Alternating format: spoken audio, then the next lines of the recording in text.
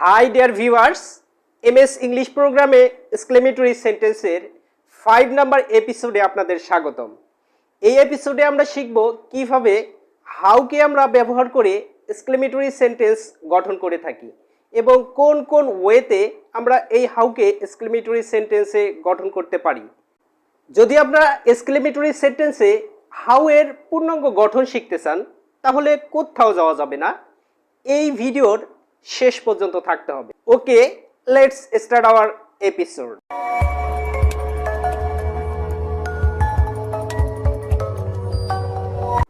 এই হাউ দেখলেই আমাদের মনের মধ্যে কনফিউশন জাগে। আসলে সেন্টেন্সে এই হাউ কিভাবে ব্যবহার হয়, অর্থাৎ কোন কোন সেন্টেন্সে এই হাউ ইউজ হয়। কখনো আমরা দেখি এই হাউ ইন্টারোগেটিভ সেন্টেন্সে ইউজ হয়, আবার কখনো দেখি এক্সক্লেমেটরি সেন্টেন্সে ইউজ হয়। তাহলে এই হাউ সেন্টেন্সে কোন কোন সেন্টেন্সে ব্যবহার হতে পারে? ইয়েস, হাউ সেন্টেন্সে মোট 4 ভাবে ইউজ হতে পারে। নাম্বার 1, ডাব্লিউএস ওয়ার্ড হিসেবে ইউজ হতে পারে। এরপর ইন্টারোগেটিভ প্রোনাউন হিসেবে সেন্টেন্সে ইউজ হতে পারে। এরপর কনজাংশন হিসেবে ইউজ হতে পারে, অ্যান্ড দেন এক্সক্লেমেটরি সেন্টেন্সে ইউজ হতে পারে। আমরা এখন এই হাউ এর শুধুমাত্র কিভাবে এক্সক্লেমেটরি সেন্টেন্সে ইউজ হয় অর্থাৎ গঠন করা হয় এই গঠনের 5টা নিয়ম দেখব। প্রথম নাম্বার হাউ এর গঠনের নিয়ম হচ্ছে হাউ প্লাস অ্যাডজেক্টিভ প্লাস এরপর এ অথবা an plus noun plus pronoun plus verb plus exclamatory sign. এই গঠনটি আমরা একটু এক্সাম্পলের মাধ্যমে ক্লিয়ার হই। How honest a man he is. সেন্টেন্সের শুরুতে হাউ রয়েছে, এরপর অনেস্ট অ্যাডজেক্টিভ, এরপর এ অথবা এন এর যে কোনো একটি, এরপর নাউন ম্যান, এরপর হি এই নাউনের প্রোনাউন ফর্ম, এরপর ভার্ব, এরপর এক্সক্লেমেটরি সাইন। এই সেন্টেন্সকে তাহলে আমরা এক্সক্লেমেটরি সেন্টেন্স বলবো। এরপরের example how beautiful an Apple it is. শুরুতে হাউ রয়েছে, এরপর বিউটিফুল অ্যাডজেক্টিভ, এরপর এ অথবা এন এর একটি, এরপর নাউন এই নাউনের প্রোনাউন ফর্ম ইট, এরপর ইজ রয়েছে, এরপর এক্সক্লেমেটরি সাইন রয়েছে। এই জন্য এই সেন্টেন্সকেও আমরা এক্সক্লেমেটরি সেন্টেন্স বলবো। এই হাউ এর দ্বিতীয় নাম্বার স্ট্রাকচার হচ্ছে how plus adjective plus the plus noun plus verb plus exclamatory sign. তাহলে এই গঠনের আমরা এক্সাম্পলের মাধ্যমে ক্লিয়ার হই। How nice the house is. এই সেন্টেন্সের শুরুতে হাউ রয়েছে, এরপর নাইস অ্যাডজেক্টিভ, এরপর দা, এরপর হাউস নাউন, এরপর ইজ, এরপর এক্সক্লেমেটরি সাইন। তাহলে এই সেন্টেন্সকেও আমরা এক্সক্লেমেটরি সেন্টেন্স বলবো। এরপরের example how small the birds আর। সেন্টেন্সের শুরুতে হাউ রয়েছে, এরপর স্মল অ্যাডজেক্টিভ, এরপর দা, এরপর বার্ডস নাউন, এরপর আর, এরপর এক্সক্লেমেটরি সাইন। এই সেন্টেন্সকেও আমরা এক্সক্লেমেটরি সেন্টেন্স বলবো। তাহলে প্রথম নাম্বার গঠন এবং দ্বিতীয় নাম্বার গঠনে একটু পার্থক্য আমরা দেখতে পাই। প্রথমে এখানে দেখেন এ অথবা এন ইউজ করা হয়েছে, অর্থাৎ অ্যাডজেক্টিভের পর এ অথবা এন ইউজ করা হয়েছে, এরপর এখানে দা ইউজ করা হয়েছে।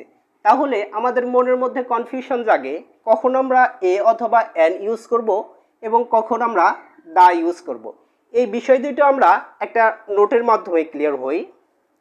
নোট নাম্বার 1, হাউ যুক্ত সেন্টেন্সে যদি অ্যাডজেক্টিভের পর এ অথবা এন থাকে তাহলে নাউন প্লাস এই নাউনের প্রোনাউন ফর্ম প্লাস এই নাউনের প্রোনাউন ফর্ম হবে।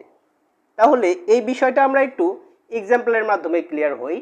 এই সেন্টেন্সে হাউ অনেস্ট এ রয়েছে, এই জন্য এরপরে নাউন ফর্ম রয়েছে, এই জন্য এই নাউনেরই আবার প্রোনাউন ফর্ম ইউজ করা হয়েছে। তাহলে আমরা একটা বিষয় বুঝতে পারলাম, এই হাউযুক্ত সেন্টেন্সে অ্যাডজেক্টিভের পর যদি নাউন, তার ওই নাউনের যদি প্রোনাউন ফর্ম থাকে তাহলে সেই নাউন অনুসারে আমরা এ অথবা এন ইউজ করব। এরপর দ্বিতীয় নাম্বার নোট, আর যদি এ অথবা অ্যান না হয়ে দা ইউজ করা হয় অর্থাৎ দা থাকে তাহলে শুধু নাউন হবে। এই বিষয়টি আমরা একটি এক্সাম্পলের মাধ্যমে ক্লিয়ার হই। হাউ স্মল দ্য বার্ডস আর। এই সেন্টেন্সের শুরুতে হাউ রয়েছে, এরপর অ্যাডজেক্টিভ স্মল রয়েছে, এরপর এখানে দা ইউজ করা হয়েছে, এ অথবা অ্যান না। তাহলে আমরা একটা জিনিস দেখলাম, যদি আমরা দা ইউজ করি নাউন ফর্ম লিখব, কিন্তু সেই নাউনের প্রোনাউন ফর্ম ইউজ করা যাবে না। এখানে দা ইউজ করা হয়েছে, এরপর বার্ডস নাউন ইউজ করা হয়েছে, এই বার্ডসের প্রোনাউন ফর্ম আমরা ইউজ করি নাই। তাহলে এই বিষয়টা আমরা ক্লিয়ার হলাম। যদি কখনো হাউযুক্ত সেন্টেন্সে অ্যাডজেক্টিভের পর দা থাকে তাহলে আমরা শুধুমাত্র নাউন ফর্ম ইউজ করব, প্রোনাউন ফর্ম ইউজ করব না। তাহলে আমরা এই হাউ এর নিয়ম দুইটা একটু শর্টকাট গঠনের মাধ্যমে মনে রাখার চেষ্টা করি। শর্টকাট গঠন হচ্ছে, প্রথম how plus adj adjective plus a অথবা অ্যান যদি থাকে আমরা ইউজ করব এনপি, অর্থাৎ এনতে নাউন, পিতে প্রোনাউন, অর্থাৎ এ অথবা অ্যান থাকলে এবং আমরা নাউন এবং প্রোনাউন অবশ্যই ইউজ করব। এরপর দ্বিতীয় number how plus adjective plus শুধুমাত্র যদি দা থাকে তাহলে আমরা এখানে এন অর্থাৎ নাউন ফর্ম ইউজ করব, প্রোনাউন ফর্ম ইউজ করব না। তাহলে অ্যাডজেক্টিভের পর দা থাকলে আমরা নাউন ইউজ করব, প্রোনাউন ইউজ করব না। অ্যাডজেক্টিভের পর যদি এ অথবা অ্যান থাকে আমরা নাউন এবং প্রোনাউন অর্থাৎ এনপি দুইটাই ইউজ করব। এই বিষয়টা আমাদের মনের মধ্যে অলওয়েজ থাকতে হবে। এই এক্সক্লেমেটরি সেন্টেন্সে হাউ এর এই দুইটি নিয়ম এখনই মুখস্থ করে ফেলেন দাদা। যদি আপনি ইংলিশে ভালো করতে চান তাহলে মুখস্থ করে ফেলেন। এক্সক্লেমেটরি সেন্টেন্সের হাউ এর তৃতীয় নাম্বার গঠন শিখব। তৃতীয় নাম্বার গঠন, শুরুতে how plus adjective plus pronoun plus verb plus exclamatory sign. এই গঠনটি আমরা এক্সাম্পলের মাধ্যমে আরও একটু ক্লিয়ার হই। হাউ বিউটিফুল শি ইজ, সেন্টেন্সের শুরুতে হাউ রয়েছে, এরপর বিউটিফুল অ্যাডজেক্টিভ, এরপর শি প্রোনাউন, ইজ ভার্ব, এরপর এক্সক্লেমেটরি সাইন। তাহলে এই সেন্টেন্সকে আমরা এক্সক্লেমেটরি সেন্টেন্স বলবো। এরপরের example how small you are. এই সেন্টেন্সটি এক্সক্লেমেটরি সেন্টেন্স, কারণ সেন্টেন্সের শুরুতে হাউ রয়েছে, এরপর স্মল অ্যাডজেক্টিভ, এরপর ইউ প্রোনাউন, এরপর ভার্ব আর ভার্ব, এরপর এক্সক্লেমেটরি সাইন। এই সেন্টেন্সকেও আমরা এক্সক্লেমেটরি সেন্টেন্স বলবো। এই তিন নাম্বার গঠন আরও একটু আমরা ক্লিয়ার হব দুইটি এক্সাম্পলের মাধ্যমে। হাউ বিউটিফুল ম্যান ইজ, এই সেন্টেন্সের শুরুতে হাউ রয়েছে, এরপর বিউটিফুল অ্যাডজেক্টিভ। আমরা জানি সেন্টেন্সে অ্যাডজেক্টিভের পর যদি কখনো নাউন থাকে তাহলে আমাদেরকে এ অথবা অ্যান ইউজ করতে হয়। তারপরে কি ইউজ করব, সেই নাউনের প্রোনাউন ফর্ম অর্থাৎ হি ইউজ করব। এই সেন্টেন্সটি তাহলে হবে how beautiful a or an he is. তাহলে এখানে শুধুমাত্র আমরা এ ইউজ করব। এরপর হাউ বিউটিফুল এ ম্যান, এই এর পর যেহেতু এখানে নাউন ফর্ম রয়েছে এই জন্য আমরা এখানে হি ইউজ করব, তারপর ইজ ইউজ করব। তাহলে আমরা বুঝতে পারলাম, এই গঠনের মাধ্যমে বুঝতে পারলাম অ্যাডজেক্টিভের পর যদি কখনো প্রোনাউন ফর্ম আসে আমরা আর্টিকেল ইউজ করব না। অ্যাডজেক্টিভের পর যদি নাউন আসে তাহলে এ অথবা অ্যান ইউজ করার পর আমরা সেই নাউনের প্রোনাউন ফর্ম ইউজ করব। এই হাউ এর চতুর্থ নাম্বার নিয়ম, how plus adjective plus exclamatory sign. এভাবেও আমরা এক্সক্লেমেটরি সেন্টেন্স গঠন করতে পারি। আমরা এক্সাম্পলের মাধ্যমে বিষয়টা আরও একটু ক্লিয়ার হই। হাউ ফ্যাট, সেন্টেন্সের শুরুতে হাউ রয়েছে, এরপর ফ্যাট অ্যাডজেক্টিভ, এরপর এক্সক্লেমেটরি সাইন। এই সেন্টেন্সকেও আমরা এক্সক্লেমেটরি সেন্টেন্স বলতে পারি। এরপর হাউ ফাইন, এই সেন্টেন্সকেও আমরা এক্সক্লেমেটরি সেন্টেন্স বলতে পারি, কারণ সেন্টেন্সের শুরুতে হাউ রয়েছে, এরপর ফাইন অ্যাডজেক্টিভ, এরপর এক্সক্লেমেটরি সাইন। এভাবে আমরা আরও অনেক এক্সক্লেমেটরি সেন্টেন্স গঠন করতে পারি, যেমন how happy, how sad, how nice, how beautiful, how wonderful. এভাবে আমরা অনেক সেন্টেন্স প্র্যাকটিস করতে পারি।